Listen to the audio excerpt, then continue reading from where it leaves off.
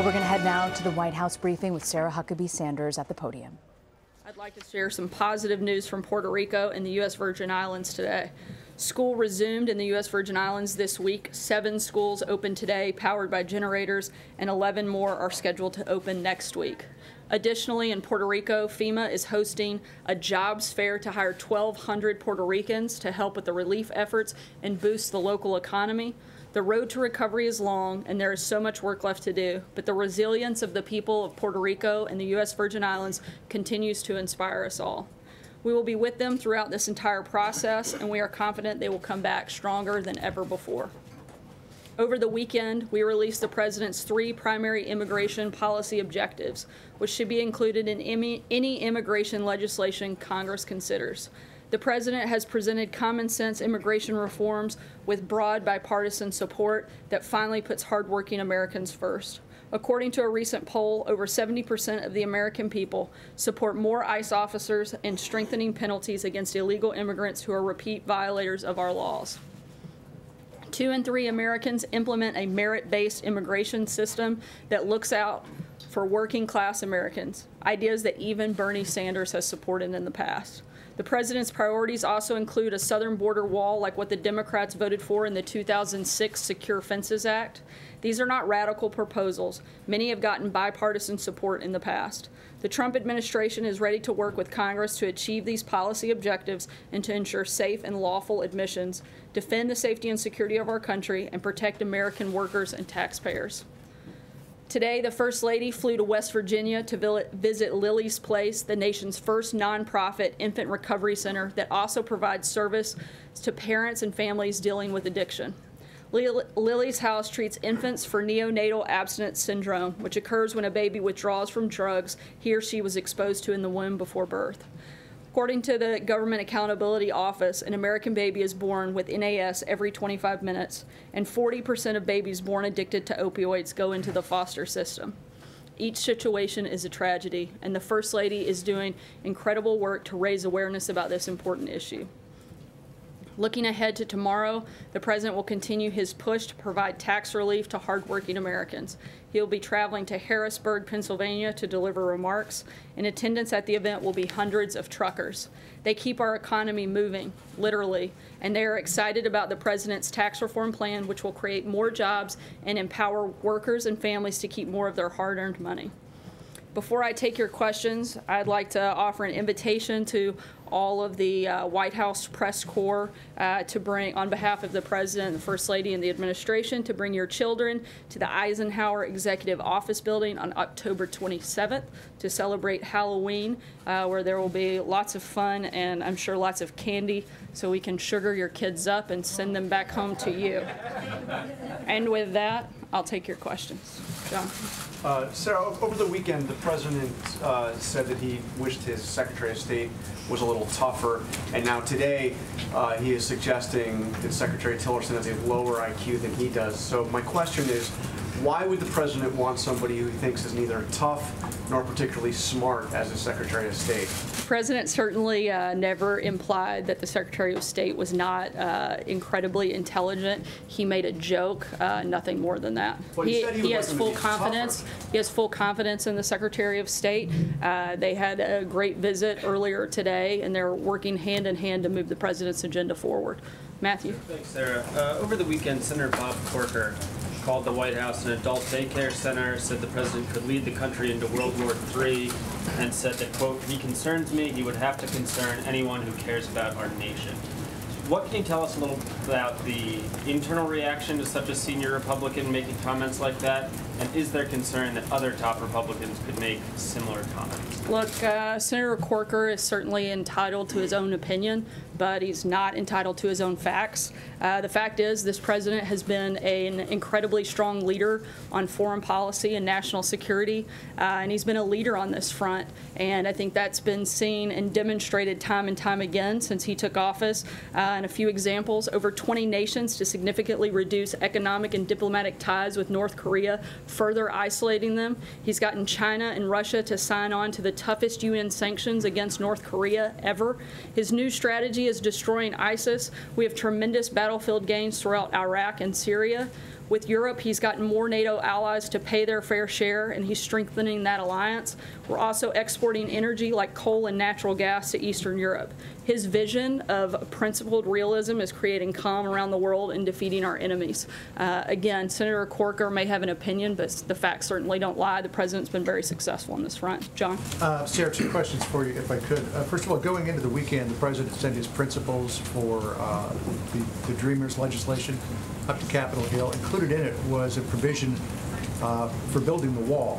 The president had earlier said that he would do the wall at a later time, do the Dreamers first, with some security measures, and then do the wall later. Did he change the goalposts? No, the president simply stating his priorities for what responsible immigration reform should look like, and that includes those 3 big priorities. That's what he's promised Congress he would lay out. That's exactly what he did. And I don't think we've been inconsistent on that front, and certainly not unclear. The president has talked about his priorities repeatedly, and in this case over the weekend laid them out in a very detailed fashion. Is he insistent that the wall be part of any DACA legislation? Look, I'm not going to stand up here and negotiate from the podium with you guys. That's something for the president and Congress to work out, but we're laying out our priorities. That's exactly what we put in that document, and we're going to work with Congress to try to get the most responsible immigration reform package that we can. And question 2, speaking of goalposts. That was like 3 questions already. No, there's a follow-up question 2. Good thing he's a reporter and not a math teacher. I was horrible at that. NFL Commissioner Goodell sent a letter to owners and chief executives of all of the NFL teams saying, like many of our fans, we believe that everyone should stand for the national anthem. It's an important moment in our game. We want to honor our flag and our country, and our fans expect that of us. He's having a meeting next week to discuss all of this. Given the position of the league as articulated there by Commissioner Goodell, what's the White House reaction to what it looks like the NFL is going to do going forward? I think we would certainly support the NFL coming out and asking players to stand, just as the president has done. We support the national anthem, the flag, and the men and women who fought to defend it. And our position hasn't changed on that front. We're glad to see the NFL taking positive steps in that direction. Justin? I had 2, but I promise they're really just 2. The first is I wanted to ask about something the president said earlier in the Oval about tax reform. He suggested that there would be adjustments to strengthen the tax framework, and obviously we know that lawmakers need to fill it out, but by saying, adjustment, it suggests some sort of change. So I'm wondering if there are going to be changes to that framework, and if so, if it might be things like modifying the state or local deductions, or changing the pass-through for business interest rates that we've heard kind of floating out there. We don't have any adjustments to make to the framework at this time. I think our kind of key principles that we've laid out remain the same, and no changes to announce today. Francesca? Thank you, Sarah. 2 of the president's allies have suggested that Senator Corker resign. Does the president think that Senator Corker should resign? I think that's a decision for Senator Corker and the people of Tennessee, not for us to decide. And a follow-up on the Senator Corker question. The president also said this weekend that Senator Corker was largely responsible for the Iran deal, which the president has hinted that he wants to renegotiate. That was a deal that was negotiated by Barack Obama's administration. Why does the president think that that was largely Bob Corker's fault? Senator Corker worked with Nancy Pelosi and the Obama administration to pave the way for that legislation and basically rolled out the red carpet for the Iran deal. I mean, those are pretty factual. John? Thanks, Sarah. Over the last few months, the president has criticized a number of senior Republicans, sometimes in very personal terms. Senator Murkowski, Senator Flake, Leader McConnell, most recently Senator Bob Corker. What do you say to critics who say that the president is alienating himself from Republicans that he will need to move his legislation forward? I don't think he's alienated anyone. I think that Congress has alienated themselves by not actually getting the job done that the people of this country elected them to do. They all promised and campaigned on repealing and replacing Obamacare. They haven't done that. They've campaigned on tax reform. Hopefully we see that happen. We're certainly committed to that and think we'll get there. But time and time again, Congress has made promises and failed to deliver. If anyone's being alienated, it's people that are promising things and not delivering on them. One more, Sarah, on the Iran. I'm going to skip around so I can try to get to more people. Jessica. You talked last week about the fact that you plan to roll out a comprehensive plan on Iran, and we also know the president's feelings on decertification. But what I'm not clear on is how you see the connection. How does decertifying the Iran nuclear deal lead to an opportunity to negotiate on all of these other issues that you have with Iran, like exporting terrorism and cyber crimes, et cetera? I'm not going to get ahead of the president's announcement on this, but he'll make that later this week, and we'll be happy to take more of those questions after that announcement is made. Sarah, in a tweet this morning, the president referred to Little, L-I-D-D-L-E, Bob Corker again. I'm wondering if the White House continues to work or continues to plan to work with Senator Corker's team to amend the law that gives oversight to the Iran Accord that you've already said you don't like. Are you working with him to change that law? Are you still willing to? We're certainly still willing to work with anybody that wants to come and actually put forth real solutions and be part of those solutions and not part of the problem. Charlie? Specifically on Iran, you are? Again, we'll be happy to work with all parties on, bettering the American people. And if he wants to be part of that, we'd certainly be happy to talk about it. Charlie? Former Secretary of State Hillary Clinton just issued a statement condemning the reported behavior of one of her prominent Hollywood donors, Harvey Weinstein. The president also said he wasn't surprised by the news and said that he had known Harvey Weinstein for some time. My question is, does the president have a reaction to Clinton's statement? And secondly, does he have his own reaction? Or how much did he know about Harvey Weinstein's behavior? And what's his response today?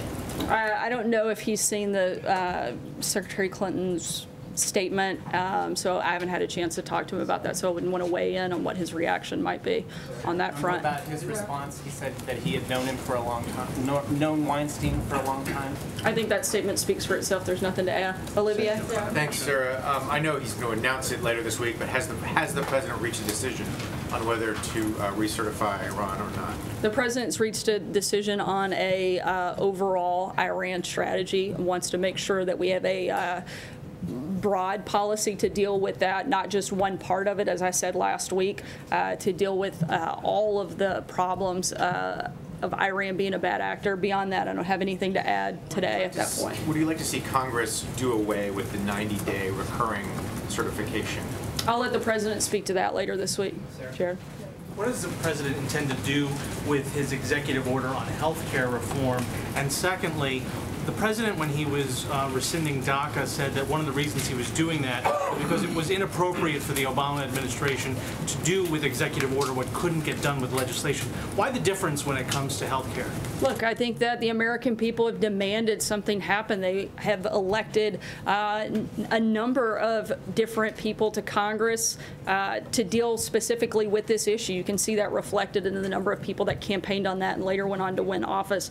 And due to Congress failing to act, it's no surprise that the president is going to try to take action to provide flexibility and relief to the many Americans who continue to suffer under Obamacare. I think that's a positive step forward, and we'll have more details moving forward. What exactly is this EO going to do? What is he going to try to do to try to improve? We've gotten some generalities from the president, but not a lot of specifics about what he can do with executive orders and why it might be effective when it comes to lowering costs. Again, the promises were pretty high, we heard. We're going to the goal is to, again, to take action as much as we can to help provide that flexibility and that relief. That's what the president's going to do. He's going to make an announcement on that later this week, and we'll see that again by the end of Friday. John? Yeah, thank you, Sarah. Two questions. The president said that Senator Corker asked to be Secretary of State when they met privately before he took office. That is almost historically unknown, that someone would actually ask for a cabinet position in a meeting with the president, at least in the 21st and 20th centuries. Does he stand by that statement completely, that the senator asked to be named to the position of Secretary of State? I haven't talked to him specifically about that, but I would certainly imagine the president wholeheartedly stands by his statement on that. Trey? The other thing, oh, sorry. The other question I had was that last Sunday before the tragic events in Las Vegas, Catalonia had its vote. The president had said the week before, when he was with Prime Minister Rajoy, he supported a unified Spain. Today, the president of the state of Catalonia said he would not declare independence, but would seek independence from Spain through negotiations at this time. What's the administration's position on that? Our position hasn't changed, but we would, certainly welcome the president of Spain and conversations between us and them and moving forward. But we haven't. There's nothing different from what the president said when he was here a couple weeks ago. So you welcome talk with Catalonia and Spain? I think that's up for the people of Spain and Catalonia to decide. But our position is still consistent with what the president said a couple weeks ago. Trey. Thank you, Sarah. I have a couple questions for you. Do you stand by your statement that Bob Corker rolled out the red carpet for the Iran deal? I do. I just made it about 10 minutes ago. Bob Corker originally opposed the Iran deal and even led a bipartisan effort on Capitol Hill to have it reviewed by Congress, despite former President Obama not wanting that review to take place. How can you say that he rolled out the red carpet for the deal then? He worked with them on the INARA legislation that rolled that out. That's what helped, I think, put things in motion. He may have voted against the deal ultimately, but he not only allowed the deal to happen, he gave it credibility. And I stand by my statement. And I have one quick follow-up, Sarah, on taxes. The president repeated this claim in the Oval Office today, saying we're the highest tax nation in the world. Why does the president keep saying this? It's not true overall. We are the highest taxed corporate tax in the developed economy. That's a fact. But that's not what the president said. That's what he's talking about. We are the highest corporate taxed country in the developed economies across the globe. Sarah, so that's accurate, but the president keeps repeating this claim that we're the highest tax nation. And that's what we are, the highest tax corporate nation. But that's not what he said. He said we're the highest tax nation in the world. The highest tax corporate nation. That seems pretty consistent to me. Sorry, we're just going to have to agree to disagree. In the Forbes interview, the president talked about economic development bills. Does he see that as a way to basically get tax reform through, or are they going to work hand in glove? Yeah, we certainly want to move tax reform through. I think the president's position, American companies have been forced to send their operations and, more importantly, a lot of their jobs overseas due to decades of increased taxes and overregulation. In addition to historic tax and regulatory reform, the president's looking at additional ways to bring jobs and profits back to our shores. Sarah, the Chamber of Commerce said today that the White House is putting poison pills in the NAFTA negotiations to make them unpalatable. Does the president want these talks to continue, or does he want these harsher measures that the United States is proposing to end the talks? The president wants to continue the conversation, but the president's ultimate goal is to make sure that we get the best deal for Americans as possible, and certainly for American workers. He's been clear that he doesn't think the current structure is a good one, and he wants a better deal. So we're going to keep moving forward and see how these conversations go, and that's where we are in the process. What will he say to Prime Minister Trudeau about that tomorrow? I'm not going to get ahead of their conversations, but we'll have a readout, as we always do, about meetings as that. Sarah, how do you think these ongoing fights with Republicans on Capitol Hill help the president's agenda, tax reform first and foremost? The president's very committed to getting tax reform done. Look, he's calling on Congress to get their job done. They're on another vacation right now. I think that we would all be a lot better off if the Senate would stop taking vacations and start staying here until we actually get some real things accomplished. The president's here, and he's committed to working with them to do that. I think the Senate is working today, though, but how specifically does belittling the chairman of the Foreign Relations Committee help with tax reform? Because the president may need his vote on that. Well, look, and hopefully Senator Corker, who's been somebody who's consistently talked about being a fiscal hawk, was presented with responsible cuts, that he would certainly support those. Does the president agree? One more. I just wanted to tie up a loose end from one of the president's tweets this morning. He said that the NFL is getting massive tax breaks. He called on Congress to change tax law. What specific changes was he calling for? The NFL claims it no longer seeks a tax-exempt status. Well, while the NFL may have given up its tax-exempt status a few years ago, it's been well documented that billions of taxpayer dollars continue to subsidize the construction and renovation of professional sports stadiums. If this industry is going to use money from American taxpayers to build the very fields they play on, is it really too much to ask that they show respect for the American flag at the beginning of the game? Why is it appropriate for the Vice President of the United States to spend taxpayer money to go to a football game where where he's going to walk out if players take a knee, knowing that he would be taking that action? I think it's appropriate. The vice president was invited, and he attended that game. And I think it's always appropriate for the leaders of our country to stand up for the national anthem, to stand up for our flag, and to stand up for the men and women who fought and died for it. Is there money being spent in that way, though? Clarification to Justin's question. The president said today that there would be adjustments made to the tax bill that is being worked on. You just said, though, that adjustments might not be made. The framework stands as is. So I'm curious as to... There's not a final piece of legislation, but our framework, he asked me specifically if our framework, our priorities would change. Our priorities remain the same, but the final piece of legislation hasn't been finalized. So this is a time of negotiation, but the principles and the priorities that we've laid out are not up for negotiation. So he was just specifically talking about the negotiation point versus big ticket items that may or may not be red lines, or what he may or may not move on? I'm sorry, I didn't hear the first part of your Just talking about basic negotiations and not necessarily top-end, top-level numbers that have already been laid out. Yeah, at this time, the president's laid out his principles, and those have not changed. That framework is still the same. In that Forbes interview, the president says he's not planning to fill some of the vacancies in the federal government because those positions are unnecessary. Is he comfortable with the level of vacancies in specifically the State Department and some of the other cabinet departments? There are still some positions that he is working to fill, and a lot of individuals that are in the queue and going through the process, the vetting process that is very lengthy. Certainly want to fill some of the open positions, but not all of them. The president came to Washington to drain the swamp and get rid of a lot of duplication and make government more efficient. And so if we can have one person do a job instead of 6, then we certainly want to do that and save taxpayer dollars. Sarah. Sorry, I'm going to try to cover Just 2 everybody. real quick questions. One, to follow up on your answer, who invited the vice president to the Colts game? I'm sorry? Who invited the vice president? I believe he was there to present an award. I don't know all the details. I'd encourage you to contact the vice president's office, but that's my understanding. He was invited to present an award a few weeks ago. And the second question about the president's tweets about Bob Corker, he said he begged me to endorse him for re-election in Tennessee.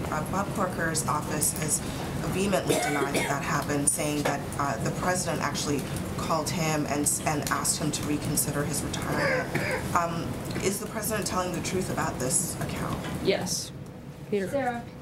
Back on the football subsidies. The subsidies you're talking about are made by states and local governments. So is the president then supporting federal legislation to take that power out of the hands of state and local governments to subsidize the local stadiums if they want to do so? Yeah, I think he's just making the point that if these individuals are going to be supported in large part and subsidized by taxpayers, that a large percentage and majority of Americans have said that they want NFL players to stand, that he's just drawing that connection between them.